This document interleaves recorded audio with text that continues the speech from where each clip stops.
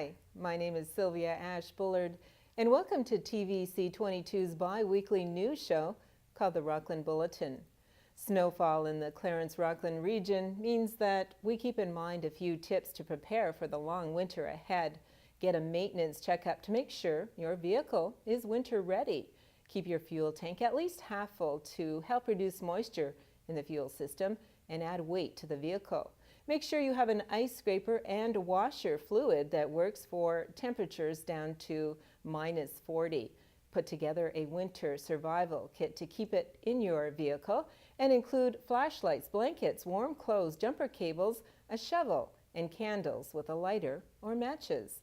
Finally, winter tires are not mandatory in Ontario, but they are a good idea because they improve traction and control in snow and ice, and they shorten braking distance by as much as 25%.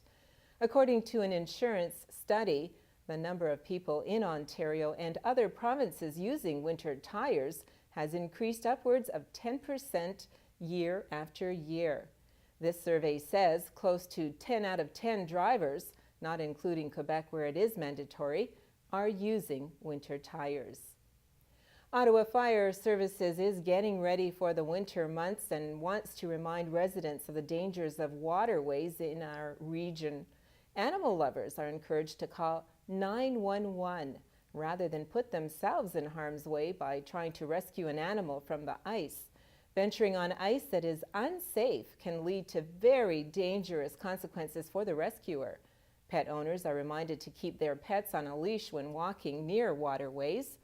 From time to time, firefighters assist when pets or wildlife are in distress to ensure their owners remain safe and uninjured. Be it a cat in a tree, trapped wildlife, or a dog on the ice, it's important that people aren't injured if they attempt to rescue animals. Although these incidents are often not life-threatening, they can often become dangerous if people don't consider all the consequences possible. Ottawa Fire Services has the tools and equipment to respond safely. Therefore, if ever you are involved in a similar situation, do not attempt a dangerous rescue on your own. An all-terrain stretcher has been added to Prescott Russell's Emergency Services Department. The Eastern Ontario ATV Club officially donated the $7,000 piece of equipment to emergency services at the latest meeting of the Prescott Russell Committee. It is currently stationed at the La Rose Forest and has been used for one case since last spring. The stretcher allows emergency services to remove patients much more effectively when in difficult terrain because it can be attached to ATVs and snowmobiles. And now, Stephanie with Health and Wellness. Hi, my name is Stephanie, and these are brand new segments of Health and Wellness. I will be speaking with Dr. Paul on subjects that matter to you. Perfect. So the next subject is sleep. There are many sleep problems in the area and in many of us. Can you talk a little bit more about sleep problems? Sleep disturbances have been becoming increasingly more popular, if you like, or more common. And so it's important to talk about the importance of sleep and getting enough sleep and what you can do about it. Now, one of the things that we see is that a lot of teenagers, particularly have a problem falling asleep or going to sleep, and they worry, and they have all these consequences. They don't learn well. So, being rested not only will help you at work, but if you're a student, it's going to help you at school. So if you don't have a good rest at night, you won't be able to learn and memorize things the next day in school. So it's very important that kids get enough sleep. One of the things that surprises people is that one of the most common reasons for accidents now, outside of distracted driving, is falling asleep at the wheel. So there's also consequences, societal consequences, of people falling asleep at the wheel. And what's interesting, we see more of it happen the day after we have the time shift change in April, when we go ahead on our clocks, because we lose an hour of sleep. And so that really, we have a peak of accidents and heart attacks and hospitalizations that week following that. So there's definitely a tendency, there's definitely need for sleep. So why do we need sleep? Well, first of all, the body needs sleep to recover. Muscles need to rebuild themselves and relax, and the tendons and so on. But also the brain needs to recover to be able to take in what they've learned that day and the hormonal balance and so on. And if you don't sleep properly, all that hormonal disbalance gets dysregulated and unregulated and can cause a lot of problems. Some people have actually linked not sleeping enough or not sleeping well, sleep disorders, with obesity, for example. So that's quite important for us. Now, the other thing that people tell me is, how much sleep do I need? And people are surprised that even adults need about 8 to 9 hours of sleep, sleep, and particularly adolescents need about 8 to 9 hours of sleep. Younger kids is more, and kids up till about 3 or 4 years of age need a nap during the day as well. So, a young baby sleeps 14, 16 hours a day, and then by the time you're an adult, 7 to 8 hours, but more when you're an adolescent. And one of the things that people tell me is, you know what, I stood up, I played, or I worked all night, or I worked this week, I didn't sleep much, but you know what, I caught up over the weekend. It doesn't work. Catching up does not repair your body properly. It does not repair your brain functioning, your hormonal functioning. You need to have regular sleep every night. So one of the things that gets away with it, that causes it, is obviously being for young kids, if they're too excited, so how do you get them to bed? Well, obviously what you want to do is you want to calm them down. So perhaps not having them play with a screen an hour before bed is a good idea, because then they're not as stimulated and then go to bed. Don't put a bedroom don't put a TV or a screen in the bedroom. Let them fall asleep on their own. Good idea to have a bit of a ritual before you go to bed, so you can get good habits as they're growing older. So for example, take a bath, read, and then go to bed. And that's a ritual the kids are used to. And let's say you want the kids to go back to bed. Let's say they only fall asleep at 9 o'clock. Well, what you can do is you can start that ritual a bit earlier, every day, a bit earlier, and then get to bed a bit earlier. So it's very important that sleep habits are determined and are set early on in life. Now, in people who go to school, university, there's a variety of reasons that kids take Gatorade, not Gatorade, but sports drinks, caffeine drinks, all these drinks so they could take caffeine so they could be up. That's not good for your health. That's not good for your heart. And you want to stay up for an exam once in a while, that's fine, but a lot of these people do it regularly. So it's quite important that teenagers, particularly teenagers, are aware that sleep, you need that 9 hours of sleep. And if you're a parent out there, or even an adult out there, you need your 7 to 8 hours of sleep as well on a regular basis. And catching up just won't do it. Thank you, Stephanie. The city of Clarence-Rockland and the St. Pascal Bélan Historical Society held the official launch of the Clarence-Rockland Heritage Trail at the beginning of November. The Clarence-Rockland Heritage Trail now offers visitors the chance to discover the history of the city and its builders, using a leaflet and historic signs installed in front of the buildings that still exist. The tour will also be interactive thanks to a GPS application and a website produced by Balado Discovery. The pamphlet, soon to be available at City Hall and the Clarence-Rockland Museum, will feature 4 different tours that will guide tourists in each community. The buildings were selected based on their historical and architectural value, as well as their potential to become a tourist attraction and their role in the development of the community. The city of Clarence-Rockland received a grant from the Federal Development Agency of Southern Ontario for the project, which was administered by the Ontario Francophonie Assembly. The Rockland YMCA will be the venue for the 150th Arts and Crafts exhibit and sale, and an opportunity for our community to celebrate who we are, from incredible local crafts and artists showcasing their talents and products. The sale will take place both Saturday, December 2nd and Sunday, December 3rd from 9 a.m. to 4 p.m. Friday, December 1st is another monthly spaghetti dinner at Club Powers on Giroux Street. Tickets are $8 at the door, including dessert. Children 12 and under eat for free. Ontario is now accepting applications for the 2018-19 Ontario Sport and Recreation Communities Fund from not-for-profit organizations with a new stream this year geared towards projects for seniors that boost physical activity and healthy living. The fund supports 1 or 2 year projects aimed at increasing opportunities for people of all ages so that they can become more active by helping them learn new skills and encouraging lifelong physical activity. Last year, more than 120 projects were supported by the fund, which included helping children with medical conditions and disabilities, increased their participation, and establishing hiking groups for students with mental health disabilities. For 2018, the fund will expand support for seniors programming as part of Aging with Confidence, Ontario's action plan for seniors. This new funding stream will help give seniors more opportunities to stay fit and connected to their communities. The deadline to apply is January 16th, 2018, and recipients will be announced in winter 2018. The Maison de la Famille in Rockland held its annual fundraising luncheon at Friendly's restaurant November 3rd, one day before the first distribution of snowsuits. This year marks the 12th collection for snowsuits, which are intended for disadvantaged children up to 12 years.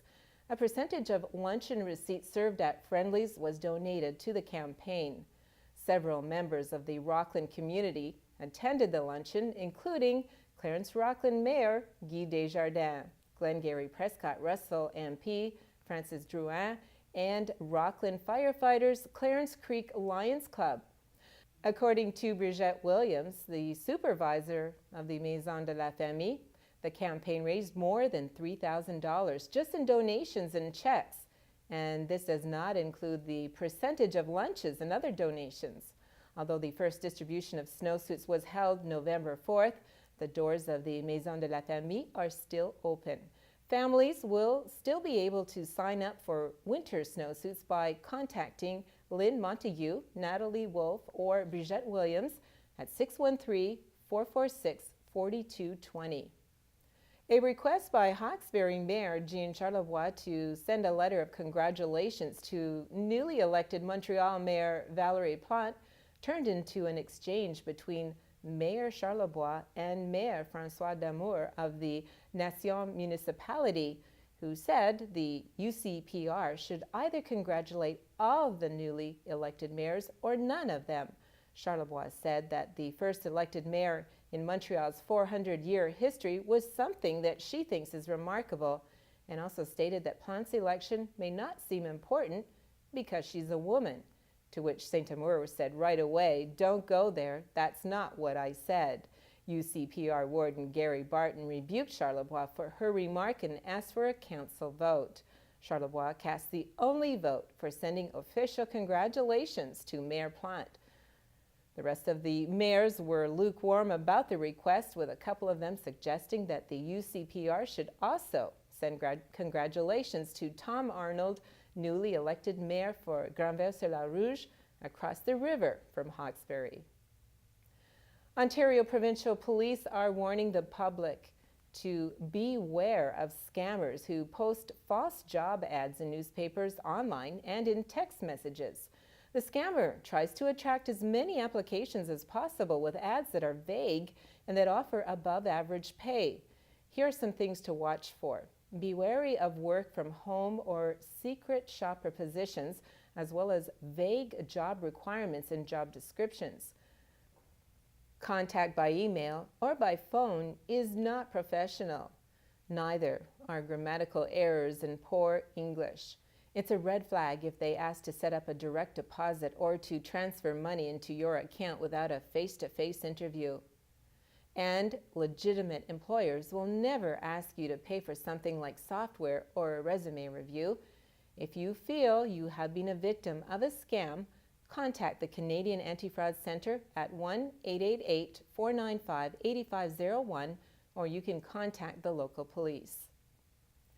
Business Week in Prescott Russell was marked by the announcement of $20,000 in funding to help Embrun-based Brasserie de Bru brewery improve its position in the craft beer market. Glengarry Prescott Russell MP Francis Drouin confirmed November 13th that the brewery will receive the money from the FedDev Ontario program to increase and improve its production capacity, make its operation more efficient, and help strengthen its position in the growing craft beer market. The federal funding aid will translate under the company to open 2 more full-time jobs for production, packaging, and distribution, along with further research and development of new beers for future sales and marketing. The company will also buy new equipment to increase existing production. Here now is Andrea with Business Talk.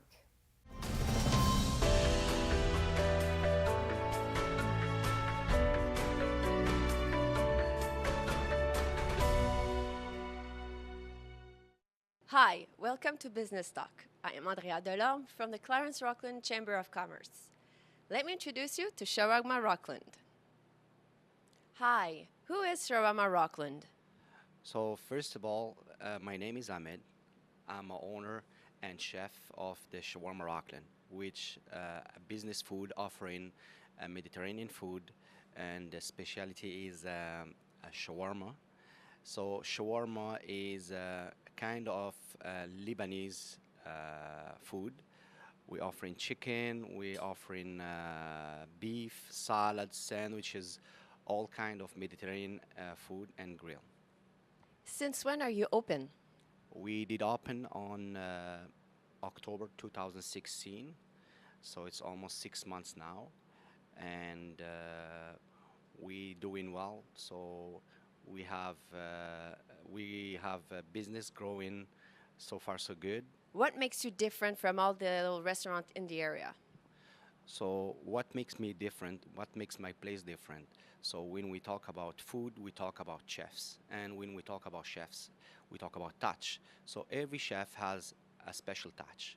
So me, my experience in the kitchen, now I'm graduated in the kitchen since 2001. So that's mean almost 17 years experience. So I have that skill and that level of professionalism to be able to offer the best quality of food, and also with my experience in a lot of places in Ottawa, Gatineau, and here in Rockland too. So I think we push the level of the quality to the top.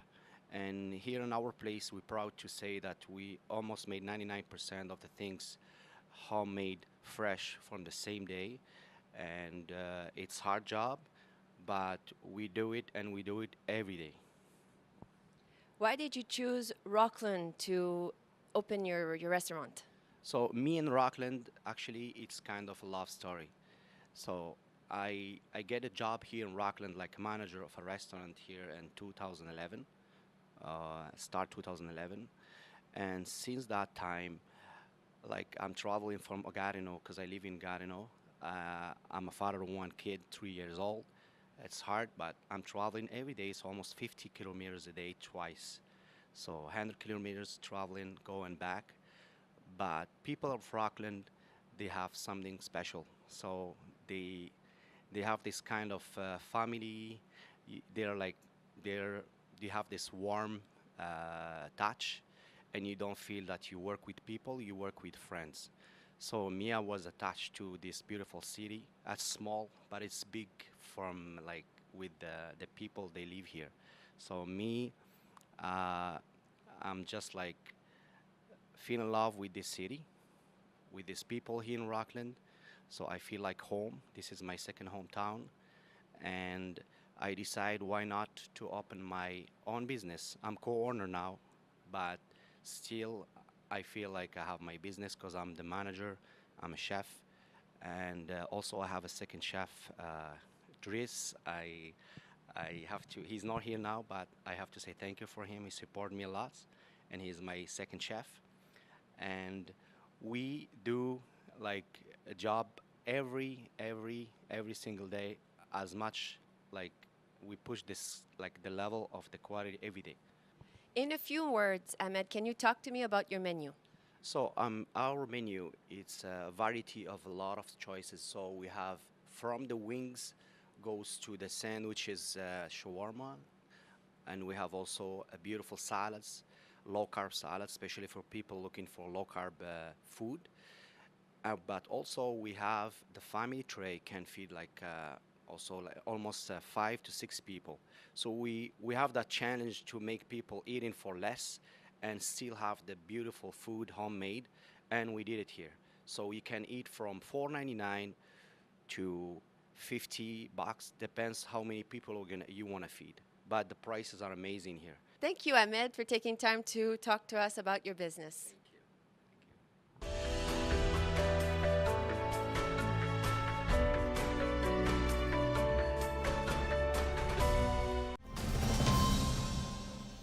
Thanks, Andrea.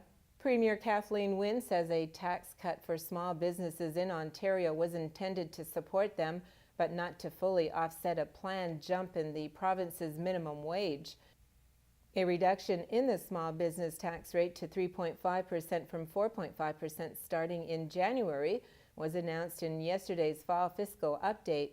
Wynne says she never promised the tax cut would fully make up for an increase in the minimum wage from $11.60 an hour to $14 in January, with an additional increase to $15 coming in January 2019. She says it was intended to help small businesses, and the province will have to assess the impact of the minimum wage increase as it continues to roll out. The Hammond Optimist Club will be having their Christmas fair on Sunday, December 3rd from 9:30 a.m. to 3:30 p.m. in the gym of the St. Francis High School on Russell Road in Hammond. A breakfast will also be served beginning at 9:30. This year's show will feature over 25 vendors, including companies such as Pampered Chef, Sensi Leggings to Cara Jewelry, Gel Moments, Avon, and more. Plus, there will also be many Christmas crafts from wood sign collections to clear glass decorations, plus homemade chocolates. The Ontario Fire Marshal has been called in to investigate a November 15th fire on McGill Street in Hawkesbury to determine if the cause was criminal. OPP spokesperson Constable Mario Graton said one person was arrested at the scene of the fire for a previous incident. He said that it's not known yet if the arrest was related to the fire on McGill Street. The investigation could take several weeks. After being active in the Junior B League of Eastern Ontario for 34 years and having been crowned 3-time league champion, the Clarence Junior B Casters hockey team bowed out at the end of the 2016-17 season, and the club was sold to the Carleton Place Canadians. $30,000 of the proceeds from the sale went to the Clarence Creek Minor Hockey Association. The money will be used to freeze registration fees and some conditioning and development camps for players of all levels for the next 2 years. Backpacks for the Homeless has started its annual campaign to make Christmas a bit brighter for homeless people in our area by filling backpacks with essentials that most of us take for granted. Items needed include mittens or gloves, hats or toques, scarves, toothpaste, shampoo, razors, and more. Founder Ron Petra has set this year's goal at 1,500 backpacks for a cost of $20,000. If you would like to commit to filling one or more backpacks, make a donation, or find out more about the project, visit backpackshomeless.ca. My name's Sylvia Ash Bullard, and this has been the Rockland Bulletin.